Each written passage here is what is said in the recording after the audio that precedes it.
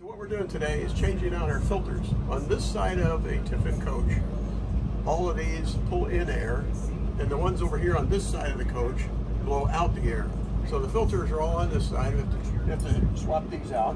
They're washable, little foam pads. So we come in here, make sure we get our wrench going the correct way. We don't want to torque these too tight, so they're just firm and not too tight. And when you pull these off, you have to watch because the washer will always fall out. I dropped the washer like 4 times doing this, at least. Then do this, catch the washer, and then it's simply a little foam filter. So you set these aside to be washed later. Put one up here that's already washed or new. Screw back on your thing, don't tighten it too much, and you're done. So on this coach there is 9 of these up and down the driver's side, and the passenger side has the outlets. Thanks, and we'll see you next time. Remember, it's the journey.